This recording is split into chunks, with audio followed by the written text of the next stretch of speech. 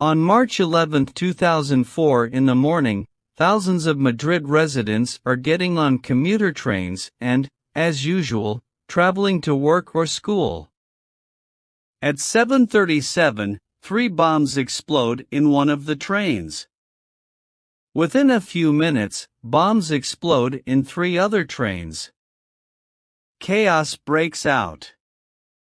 Dead bodies are lying around the tracks. There is smoke everywhere and there are screams. Ambulances from near and far immediately start coming to the explosion sites, but many people can no longer be helped. The death toll is gradually rising, stopping at 193. More than 2,000 people are injured.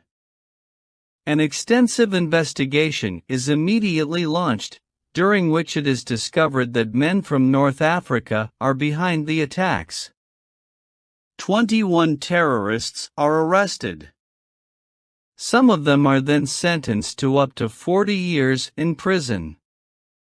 Many people in Spain think that the biggest terrorist attack in Spanish history could be for revenge for Spain's participation in the war in Iraq.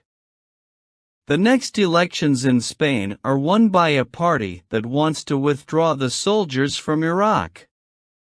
Indeed, they are withdrawn from Iraq a few months after the elections.